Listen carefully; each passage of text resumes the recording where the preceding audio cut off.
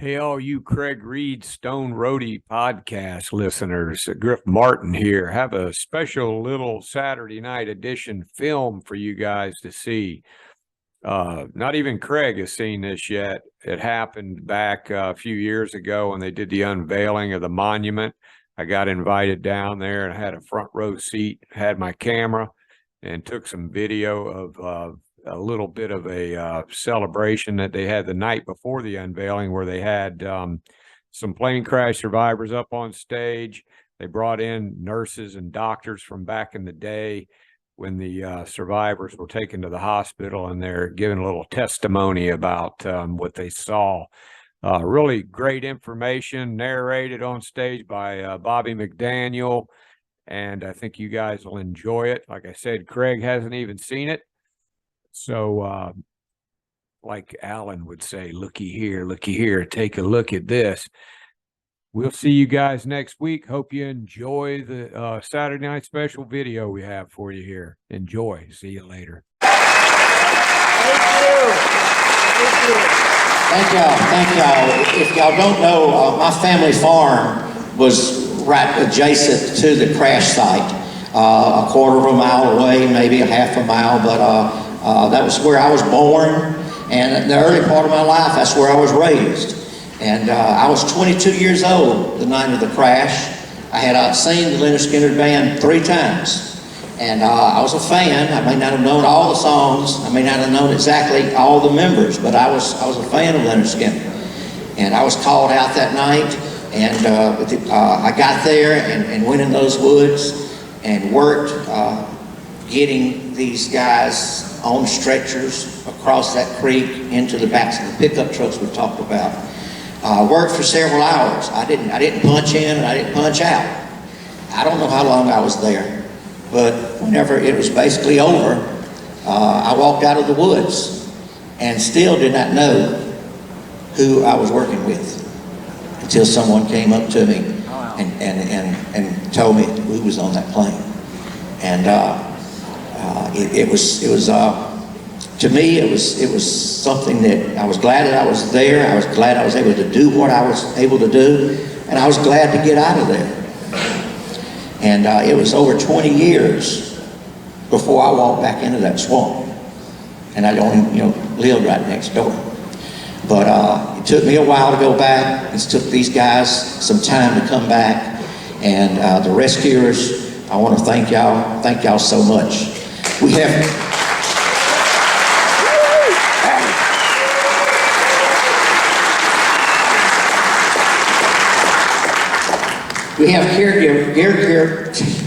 caretakers from the hospital, and I meant to call you up a little earlier, but the caretakers that are here tonight, can y'all please come up over here on the stage left, caretakers.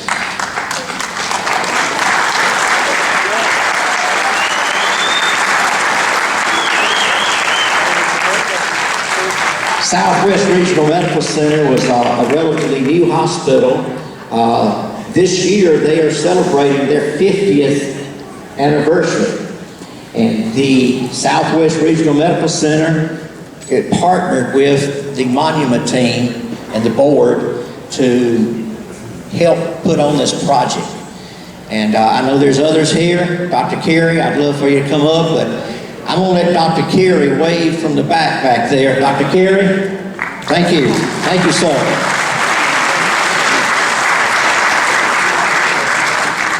But come on up. We have several of the nurses, several of the people that attendants that helped, and we have doctors also, but we want to thank the hospital and thank caretakers that did take care of our patients that stayed here in Macomb for weeks, up to a month, before they were able to travel back to their hometowns. And this time I'll let each one of them introduce themselves. Good evening. My name is Sheila Williams, and I was RN, charge nurse on 5th floor, receiving the patients from the plane crash. I'm still employed at Southwest, and I am the Associate Chief Nursing Officer at this time.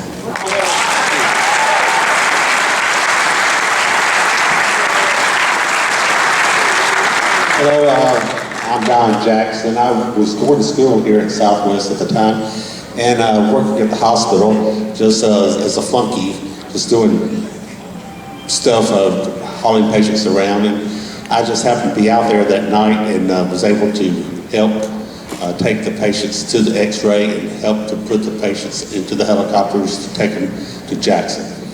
Thank you, Dr.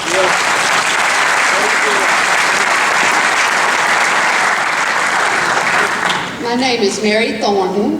I was a nurse in ICU at the time of the plane crash, and Leon Wilkinson was my pet patient the entire time he was there in the hospital. I'm now a nurse practitioner and I practice gastroenterology, still at Southwest.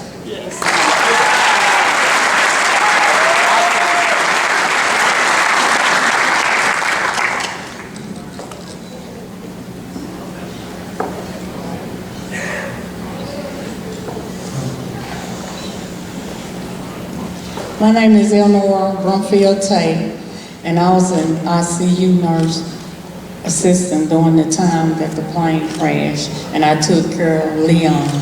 And I just want to say, I just thank God for being the person who I am in order to give help to those in need. I just praise Him and give Him the glory for it, and thank God for you all.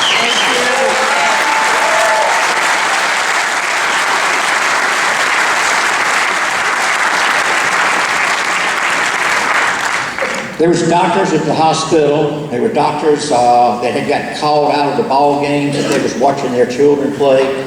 There were doctors that were at the hospital. There were doctors that jumped into the first ambulances that went to the scene. There were doctors that come on down into the woods that help triage and decide which ones that comes out first and which ones could be waited to later on. And to speak for the caregivers that night, Dr. Henry Lewis.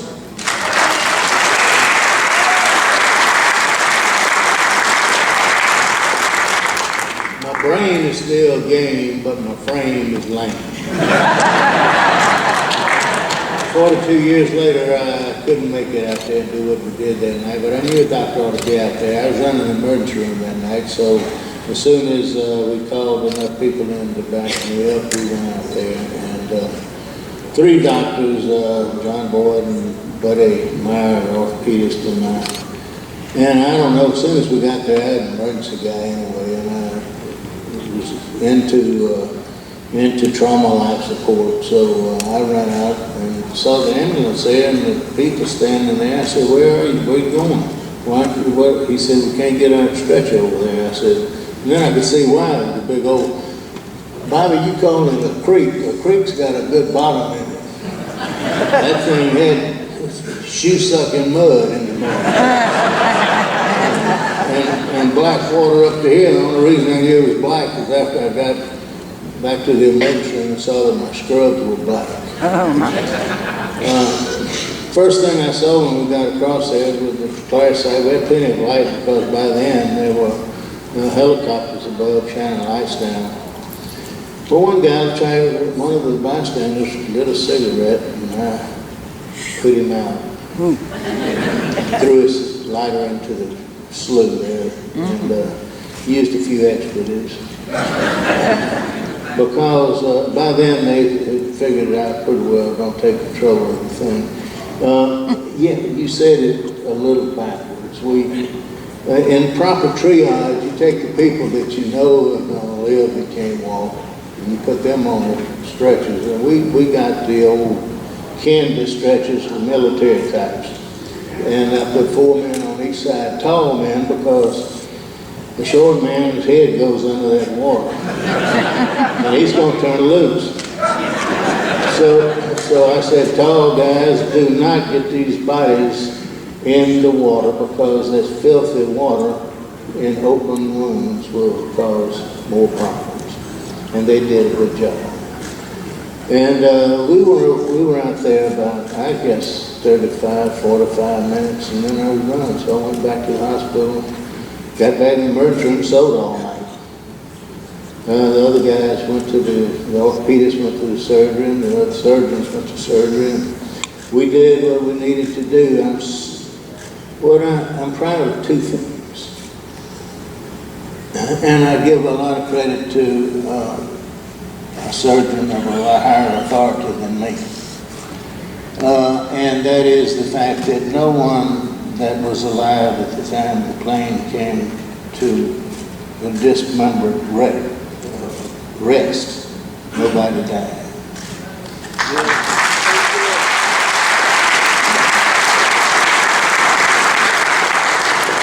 And we just did our job that night, folks. We did what we were supposed to do. I did what I knew how to do. And, but coming here tonight and seeing all of you and how much Lynyrd Skynyrd had by then gotten to be a big outfit. Meeting you guys, and I've already shaken your hands. But seeing the quality of the humanity that we were involved in really makes me proud. Yeah.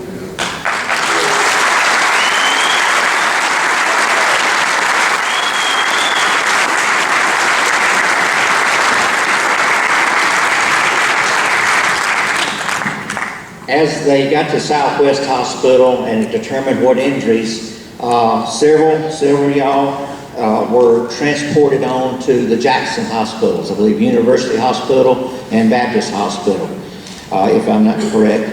But a lot stayed in Southwest, some for a couple of days, some for a week, some for pretty well a month. But what I've heard, and the stories have been told, that the treatment at Southwest Regional Medical Center gave not only their patients, but the families that had come in, and the reception that the Pike County and Amite County gave to the families. They thank us for our hospitality, and have said this several times, that the treatment that they received at Southwest Regional Medical Center was better than the treatment that they received at University Medical Center.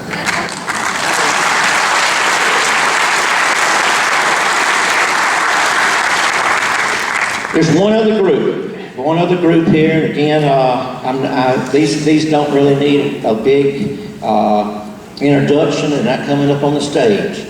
But 12 months ago was whenever the Lynyrd Skynyrd Monument Project started. And we first wanted to put a sign up on the highway, and put a plaque up in the woods, and we worked and beat our brains around and worked, and this board that we formed not only were made up of people from Galesburg, but also people from all around the state and all around the United States. And so the ones that are in attendance tonight of the Lynyrd Skynyrd Monument Project, please stand. Please stand in your seats.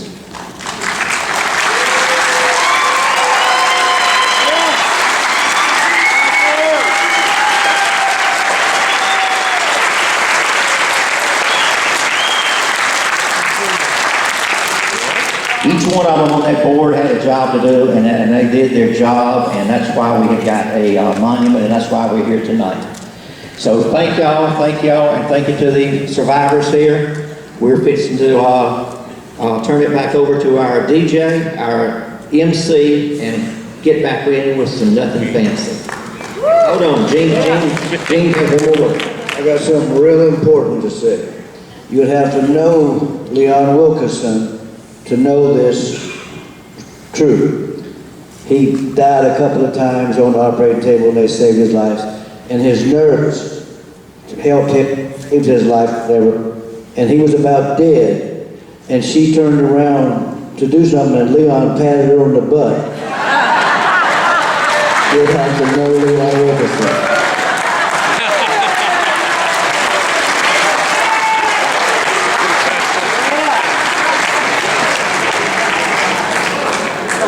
That was the best possible way to end that, wasn't it? I do want to remind you of one thing. The entire weekend is devoted to this, not just tonight's event, because tomorrow afternoon at 3 o'clock, it's the dedication of the memorial. If you haven't seen pictures of it yet or haven't seen it yet, it is gorgeous. It's permanent. It's going to be there from now on. So there is a place to go now, because before, if somebody wanted to come and remember and honor the memories of those that lost their lives there, you went through that creek Dr. Lewis talked about, you were climbing over brush and everything else. No, there is now a dedicated location for that. So again, thanks to the board and everybody for doing that. 3 o'clock tomorrow afternoon is when that happens. If you look at your program, you've got the address of the memorial on there, and that monument, that memorial will be open at no charge to anyone 365 days a year, not just on the anniversary. So want to make sure that we stress that. It's always open, it's always free. You know, as everybody makes their way down, for everyone, for the first responders, for the caregivers, and for the survivors, one more round of applause, please.